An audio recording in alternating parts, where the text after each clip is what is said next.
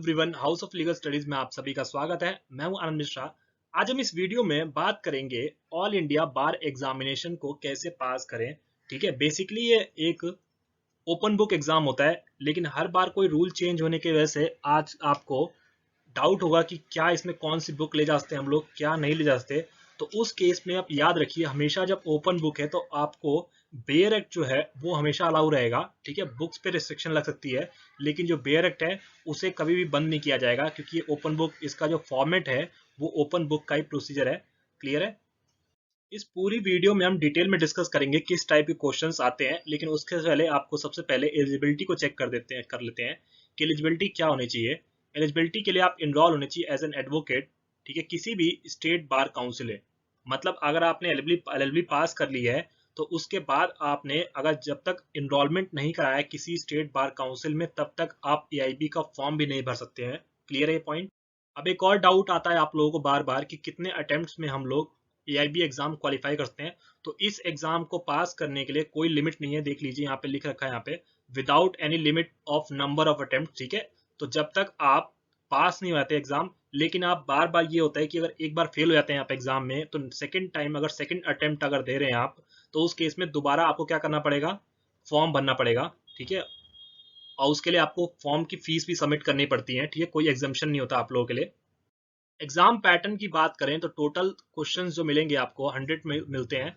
ठीक है, हर क्वेश्चन की वेटेज 1 नंबर होती है, तो 100 नंबर का आपका पेपर होता है। कोई भी नेगेटिव मार्किंग नहीं है इसमें। ठीक है, तो आप पूरा अटेम्प्ट करके आए, कोशिश करें कि 100 के 100 क्वेश्चंस को आप अटेम्प्ट करके आए। अगर आपको नहीं भी आंसर आते हैं तो टोटल जो ड्यूरेशन होती है वो 3 घंटे का टाइम पीरियड होता है। मतलब 100 क्वेश्चन करने के लिए आपको टोटल 180 मिनट दिए जाते हैं। इसके साथ जब पासिंग परसेंट की बात करें तो यहाँ पे 40% जनरल और ओबीसी कैटेगरी के लिए 40% पासिंग मार्क्स है, और 35% पासिंग मार्क्स आपको एससी और एसटी कैटेगरी के लिए देखने को मिलेगी। अब बात करते हैं किस टाइप के क्वेश्चंस आप पूछे जाते हैं। तो आपको 4 तरह के क्वेश्चंस आपको देखने को मिल जाएंगे, जिसमें पहले होते हैं डायरेक्ट सेक्शन बेस्ड। ठीक है, जो डायरेक्टली सेक्शन से आपको मिल जाएंगे। दूसरे होते हैं इनडायरेक्ट सेक्शन बेस्ड। तीसरे तरह के जो क्वेश्चंस आते हैं पेपर में एआईबी में, वो आपको देखने में मिलेंगे केस लॉ बेस्ड क्वेश्चंस। और चौथी हमने कैटेगरी जो रखी है वो अदर क्वेश्चंस की रखी है। वन बाय वन हम डिस्कस करेंगे कितने क्वेश्चंस किस कैटेगरी के कितने आते हैं क्वेश्चंस। ठीक है, एग्जाम्स में वो आपको वेटेज देखनी है। नंबर ऑफ क्वेश्चंस की बात करें तो टोटल आपका 100 क्वेश्चंस का पेपर होता है, जिसमें अगर हम वेटेज को डिवाइड करें, कैटेगराइज करें, तो देखिए एआईबी 13, एआईबी 14 और एआईबी 15, तीन पेपर्स का लास्ट 3 जो पेपर्स हुए थे उसका हमने डिवाइड किया है, एनालाइज किया है। तो उसमें टाइप्स ऑफ क्वेश्चंस को देखें तो सबसे पहले हम डायरेक्ट सेक्शन बेस्ड आता है, जो एआईबी 13 में 44 क्वेश्चंस पूछे गए थे। 14 में इसकी वेटेज 43 मार्क्स की थी, और 15 में आपको 51 क्वेश्चंस देखने को मिलेंगे। ठीक है, क्लियर है? तो आप देख सकते हैं, अगर आप डायरेक्ट सेक्शन बेस्ड क्वेश्चन जो होते हैं उसी को अटेम्प्ट कर दें, पूरे सही कर दें, क्योंकि ये डायरेक्टली आपको बेरेक्ट में मिल जाएंगे। क्लियर है? ये आपको 100% श्योर रहेगा कि जो मार्क करोगे आप वो सही होगा। तो ऑब्वियस बात है, अगर डायरेक्ट बेस्ड क्वेश्चन ही बस सही कर दे तो तब भी आपको कोई बुक ले जाने की जरूरत नहीं पड़ेगी, बेरेक्ट से ही आप पास हो जा सकते हो। इसके बाद इनडायरेक्ट सेक्शन बेस्ड जो क्वेश्चन होते हैं वो देखिए, 13 में 33 आए थे, एआईबी 14 में 30 और 15 में 20। तो डायरेक्ट और इनडायरेक्ट बेस्ड जो क्वेश्चंस होते हैं उनकी ऑलमोस्ट आपको वेटेज जो मिलेगी वो 70 प्लस के आसपास मिलती है। ठीक है, फिर केस लॉ बेस्ड जो क्वेश्चंस हैं उसमें आपको देखने को मिलेगा 9, 13 और 17 क्वेश्चंस आए थे। और अदर्स क्वेश्चंस की कैटेगरी की हम बात करें जिसमें 14, 14 और 12। ठीक है, तो 70-30 का रेशो होता है। डायरेक्ट और इनडायरेक्ट जो सेक्शंस बेस्ड क्वेश्चंस होते हैं वो 70% ऑलमोस्ट आपकी वेटेज रखते हैं, और केस लॉ और अदर क्वेश्चंस जो होते हैं वो 30% वेटेज रखते हैं। और आपको पास होने के लिए कितना चाहिए? आपको पास होने के लिए इस एग्जाम में आपको 40% मार्क्स चाहिए। क्लियर है? ऑन एवरेज आप देखोगे तो direct section based on average आपको देखने को मिल जाते हैं 42 to 45 क्वेश्चंस मिल जाएंगे। ठीक है, अब देखते हैं कैसे डायरेक्ट सेक्शन बेस्ड जो क्वेश्चंस होते हैं वो किस टाइप के आते हैं। लास्ट ईयर के क्वेश्चंस देखें तो जो डायरेक्ट सेक्शन बेस्ड जो क्वेश्चंस हैं वो किस टाइप के आते हैं। ठीक है, तो आप देखिए, section 265A to 265L chapter 21 of CrPC पूछा हुआ है। ठीक है, वो किससे डील करता है? तो आपको कुछ नहीं करना, ऑप्शंस नहीं पढ़ने, पहले आप क्या कर लो, डायरेक्ट या तो चैप्टर 21A जो कि आप इंडेक्स में देख सकते हो, नहीं तो आपको चैप्टर ओपन करना है, सेक्शंस देखने हैं, तो 265A की हेडिंग देख लो आप लोग, तो आपको डायरेक्ट मिल जाएगा कि प्ली बार्गेनिंग के रिगार्डिंग आपको प्रोविजन मिलता है। ठीक है, तो ऐसे आपको 10 सेकंड में आपका क्वेश्चन सॉल्व हो जाएगा। दूसरा जब हम बात करते हैं, दूसरा क्वेश्चन देखिए, security for good behaviour for habitual offenders in dealt with. अब ये जब बात करते हो गुड बिहेवियर की बात करते हैं हम लोग, सिक्योरिटी फॉर गुड बिहेवियर, तो उसमें जब हैबिचुअल ऑफेंडर्स की बात करते हैं ना हम लोग, जब हैबिचुअल ऑफेंडर्स को देखते हो तो नॉर्मली अगर आप गुड बिहेवियर को बात करोगे सेक्शंस में, तो 109 जो है वो भी गुड बिहेवियर की बात करता है। ठीक है, 110 है वो भी गुड बिहेवियर की बात करता है। ठीक है, तो ये दोनों प्रोविजन अगर कंफ्यूजन होगी, लेकिन आपको आगे देखना पड़ेगा जो हैबिचुअल ऑफेंडर पूछा हुआ है, और जो 109 सेक्शन है वो बात करता है सस्पेक्टेड पर्संस की, सस्पेक्टेड पर्संस की बात करता है, और 110 जो है वो हैबिचुअल ऑफेंडर्स की बात करता है। ठीक है, तो आपको क्या करना है, जो पूछा है प्रोविजन वो चारों, आप अगर मान लीजिए चारों ऑप्शन है, तो उन सेक्शंस को पर्टिकुलर आप ओपन करके देख लें बेरेफ से, आपको आंसर मिल जाएगा। क्रॉस चेक, और अगर आप आता है आपको तो डायरेक्ट आप मार्क कर सकते हैं और क्रॉस चेक कर सकते हैं उस पर्टिकुलर सेक्शन को। नेक्स्ट आर्क के जो क्वेश्चंस आते हैं वो आते हैं इनडायरेक्ट सेक्शन बेस्ड क्वेश्चन, जो कि आपको 25 से 30 के एवरेज में मिलेंगे नॉर्मली हर बार। अब इन सेक्शन की कैटेगरी देखोगे आप लोग, तो नॉर्मली जो इलस्ट्रेशन बेस्ड होते हैं, ठीक है, या प्रोवाइजो पार्ट होगा सेक्शन का, उससे पूछा जाएगा। तो आपको देखना होगा कि कौन सा प्रोवाइजो या कौन सा सेक्शन है जिससे पूछा गया है। ठीक है, थोड़ा सा आपको अप्लाई करना पड़ेगा माइंड। अब देखिए क्या है, A reside in Delhi publishes in Kolkata statement defamatory of B, B में sue ए। अब डिफेमेटरी स्टेटमेंट पब्लिश कर रहा है अगर मान लीजिए, तो ऑब्वियस बात है जो पर्सन है वो ए है, वो कहाँ रह रहा है, दिल्ली में रहता है, लेकिन कोलकाता में क्या कर रहा है, वो पब्लिश कर रहा है। तो इसका मतलब जहां डिफेंडेंट रिसाइड करता है, ये अगर सीपीसी का प्रोविजन आप देखोगे, ठीक है, तो ये बेरेक्ट में मिल जाएगा वैसे तो आपको।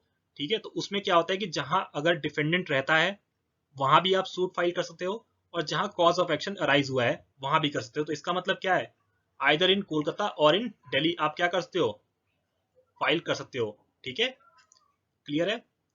इसके साथ अब दूसरा प्रोविजन जब देखेंगे हम लोग, प्रोविजंस रिलेटेड टू जीएसटी। अब जीएसटी का एक्ट पूछा है, तो ऑब्वियस बात है अगर आप जो सेक्शंस आपको देखने को मिल रहे हैं जीएसटी का प्रोविजन आपको जहां देखने को मिलेगा, कॉन्स्टिट्यूशन ऑफ इंडिया की डायरेक्ट ले जाना आप लोग, तो उस केस में आप ऑप्शन देखिए, कॉन्स्टिट्यूशन 101 अमेंडमेंट पूछा हुआ है, ठीक है, 102, 84 या 77।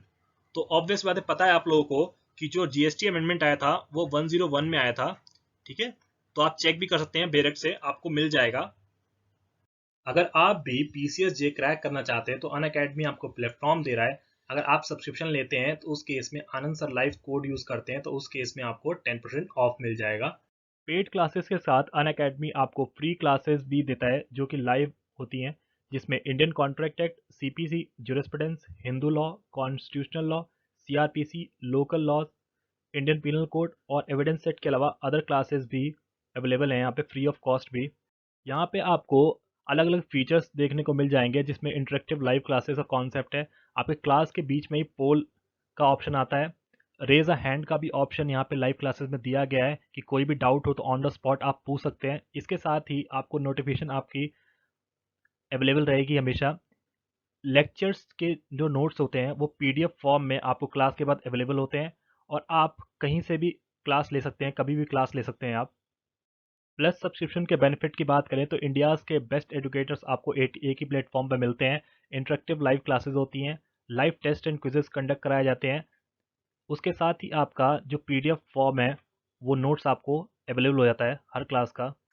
1 सितंबर से absolute law 1.0 one year inclusive batch for judiciary exam start होने वाला है, जिसकी ड्यूरेशन 1 साल होने वाली है, जिसमें आनंद मिश्रा सर, हर्ष बिहारी सर और डी के राय सर लेंगे इस बैच को। T20 मॉक टेस्ट सीरीज भी अवेलेबल है, जो कि IPC Monday, CrPC Tuesday, CPC Wednesday और एविडेंस एक्ट थर्सडे को 9 से 9:30 क्लासेस होती हैं। इसके बाद फ्राइडे को मिक्स सब्जेक्ट का एमसीक्यू कंडक्ट कराया जाता है। पेड सब्सक्रिप्शन के प्लान की बात करें, जो कि 1 महीने से लेके 24 महीने तक अवेलेबल है, तो आप अपने अकॉर्डिंग प्लान ऑप्ट कर सकते हैं, जिसमें लेकिन अगर आप आनंद सर लाइव कोड यूज़ करते हैं तो आपको कोई भी प्लान हो तो उसमें आपको 10% फ्लैट ऑफ मिल जाएगा। इसके साथ ही यूट्यूब पे भी Unacademy judiciary live classes conduct कराता है, जो कि फ्री ऑफ कॉस्ट है। इसके बाद आप टेलीग्राम चैनल पे भी जुड़ सकते हैं। नेक्स्ट जो क्वेश्चंस के टाइप आते हैं वो आपको देखने को मिलेगा केस लॉ बेस्ड क्वेश्चंस। ठीक है, केस लॉ बेस्ड जो क्वेश्चन 10 से 13 नॉर्मली एवरेज आते हैं। ठीक है, इसमें भी आपको ज्यादातर लैंडमार्क जजमेंट्स मिलेंगी और लेटेस्ट जजमेंट्स होती हैं, वही पूछे जाते हैं। ठीक है, देखिए सेक्शन 66 अगर बात करें हम आईटी एक्ट की, सेक्शन 66A जो कि अनकॉन्स्टिट्यूशनल डिक्लेयर किया गया, ये सबसे इंपॉर्टेंट केस है। ठीक है, आप जब भी आईटी एक्ट पढ़ते हो तो Shreya single versus Union of India case आप जरूर पढ़ते हो, तो ऑब्वियस ऐसी चीजें आपने सेमेस्टर एग्जाम में पढ़ रखी होंगी। ठीक है, तो आपको कोई दिक्कत नहीं होने वाली। लेकिन अगर आप देखोगे तो अगर आपको बेयर एक्ट में भी, जो बेयर एक्ट होगा, बेयर एक्ट जो होता है उसके अंदर भी आपको सेक्शंस में अगर आप तो 66A देखोगे आप आईटी एक्ट का, तो उस केस में आपको कमेंट सेक्शन में जरूर मिल जाएगा वहां पे केस का नाम। ठीक है, लैंडमार्क केस जजमेंट जो होती है बेयर एक्ट में पब्लिश होती है। दूसरा जो केस देखे हम लोग, MC Mehta versus Union of India 1986। ठीक है, Shriram Food and Fertilizer case जो रिलेट था वो किससे किया गया, आपको पता होगा भोपाल केस जो था। ठीक है, तो ओलियम गैस लीक था। ठीक है, ये केस था आपका, ये आपने इन्वायरमेंटल लॉ पढ़ा होगा नॉर्मली, तो उस केस में वो पढ़ा होगा आपने। ठीक है, या टॉर्ट्स जब पढ़ा होगा, टॉर्ट्स में आपको देखने को मिल जाएगा। क्लियर है। जो लास्ट टाइप के क्वेश्चंस देखने को मिलेंगे उन्हें हमने अदर कैटेगरीज में इंक्लूड किया है, कि अदर क्वेश्चंस की कैटेगरी में, जो कि नॉर्मली 12 से 14 क्वेश्चंस कवर किए जाते हैं इससे। देखिए यहाँ पे कोई आपको सेक्शन नहीं मिलेगा, ना कोई आर्टिकल मेंशन मिलेगा इन क्वेश्चंस में। आपको थोड़ा दिमाग लगाना पड़ेगा कि किस सेक्शन के रिगार्डिंग पूछ रहा है ये, या कौन से एक्ट के रिगार्डिंग पूछ रहा है। देखिए, India that is Bharat shall be. ठीक है, अब ये क्वेश्चन आपको देखने को मिलेगा कॉन्स्टिट्यूशन ऑफ इंडिया का है, और कॉन्स्टिट्यूशन ऑफ इंडिया बेसिकली अगर आर्टिकल 1 आपने पढ़ा है तो उसमें आपको मिल जाएगा कि जो इंडिया है that is Bharat shall be, क्या होता है वो, यूनियन ऑफ स्टेट्स होता है।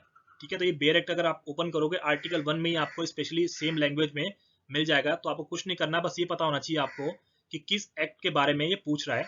दूसरा देखिए, इन द प्रियम्बल, अब देखिए प्रियम्बल पूछ दिया, तो इसका मतलब ऑब्वियस बात आपको पता है कि प्रियम्बल किस में है, कॉन्स्टिट्यूशन में। ठीक है, और Indian constitution, the expression liberty is followed by words. अब लिबर्टी के बाद अगर लाइन देखो आप, तो क्या लिखता है लिबर्टी, किसकी लिबर्टी होनी चाहिए, थॉट्स की, एक्सप्रेशन की, बिलीफ की, फेथ एंड वर्शिप फ्री। ठीक है, तो ये सर आपका बी करेक्ट आंसर हो जाएगा। क्लियर, तो इस टाइप के आपको क्वेश्चंस देखने को मिलेंगे आपको एआईबी एग्जाम में। ठीक है, तो बहुत टफ एग्जाम नहीं होता है, और ऊपर से ये ओपन बुक एग्जाम है, ओपन बुक एग्जाम है। ठीक है, तो अगर बस मैं गारंटी लेता हूं कि अगर आप बेयर एक्ट भी ले जाते हो तब भी आप इजीली पास क्वालिफाई कर पाओगे इस एग्जाम को। ठीक है, कोई जरूरी नहीं है कि आप बल्कि बल्कि बुक्स लेके जाओ तभी आप एग्जाम को क्वालिफाई कर पाओगे। क्लियर है। इसके साथ ही आपको सब्जेक्ट वाइज लिस्ट मेंशन है कि कितने क्वेश्चंस किस सब्जेक्ट वाइज आते हैं, जिसमें कॉन्स्टिट्यूशनल लॉ की बात करें तो 10 क्वेश्चन देखने को मिलेंगे आपको, इंपॉर्टेंट है देखिए। ठीक है, 10 नंबर वेटेज रखता है। आईपीसी 8 नंबर वेटेज है, सीआरपीसी आपको 10 नंबर वेटेज मिल जाएगी, CPC 10 number weightage, evidence act 8 number. ठीक है, इसके बाद अभी अगर आप एडीआर को छोड़ दो तो फैमिली लॉ देखने को मिलेगा आपको, जिसकी 8 नंबर वेटेज है। यही सब्जेक्ट्स देख लो इतने सारे आपकी। ठीक है, तो वेटेज आपको 50 प्लस इन्हीं की मिल जाएगी आपको। ठीक है, तो एडीआर भी कर लें आप। ठीक है, इसकी आपको पब्लिक इंटरेस्ट लिटिगेशन की पीआईएल है, इसके रिगार्डिंग कोई बेरेक्ट नहीं मिलेगी, लेकिन जैसे कंपनी लॉ की बेरेक्ट आपको मिल जाएगी। ठीक है, ये हो जाएगा आपका क्वेश्चन बेरेक्ट से। साइबर लॉ आपका बेरेक्ट से कवर हो जाएगा। क्लियर है। ठीक है सबको। और बाकी आप सब्जेक्ट देख सकते हैं जिसके सामने आपको दिख रहा होगा, जैसे ये देखिए, law of contract, specific relief, property law, negotiable instrument 8 number weightage रखता है, ये भी आपको बेरेक्ट से हो जाएगा। ठीक है, तो ऑलमोस्ट बता रहा हूं आप लोगों को 75% जो है वो आप इजीली कवर कर पाओगे बेयर एक्ट से, बेयर एक्ट से। ठीक है, तो कोई आपको डिफिकल्टी नहीं होने वाली इस एग्जाम को पास करने में। कोई डाउट हो तो आप कमेंट सेक्शन में कमेंट करके पूछ सकते हैं मुझसे। जब भी आप एआईबी रजिस्ट्रेशन की बात करते हैं, एडमिट कार्ड कहाँ से डाउनलोड करना है आपको, रिजल्ट कहाँ देखना है, कोई भी डाउट हो तो आपको एक ही वेबसाइट पे जाना है, कोई दूसरी प्राइवेट वेबसाइट पे नहीं जाना है। ये आपकी ऑफिशियल वेबसाइट है ऑल इंडिया बार एग्जामिनेशन की, जो आपको देखने को मिल रही है www.allindiabarexamination.com, यही वेबसाइट है। और वेबसाइट को मैंने स्क्रीनशॉट ऑलरेडी मेंशन किया हुआ है कि ऐसी आपको वेबसाइट देखने को मिलेगी। ठीक है, अगर ये वेबसाइट खुल रही है तो इसका मतलब समझ जाइए कि आप सही वेबसाइट पे आए हैं। तो यहाँ पे आपको नोटिफिकेशन और सब चीजें मिलती रहेंगी, कब आपका जो सीओपी सर्टिफिकेट प्रैक्टिस जो पास एग्जाम करने के बाद आपको मिलता है, वो आपके स्टेट बार काउंसिल में पहुंचा या नहीं पहुंचा, हर चीजें आपको इन्फॉर्मेशन यहाँ पे देखने को मिल जाती है। कोई भी आपको एग्जाम के रिगार्डिंग कोई डाउट हो तो आप कमेंट सेक्शन में कमेंट करके पूछ सकते हैं। अगर आपको वीडियो अच्छी लगी तो उस केस में चैनल को सब्सक्राइब करें, वीडियो को लाइक करें और बाकी अपने फ्रेंड्स को शेयर करें कि उनके लिए भी हेल्पफुल हो जाए ये।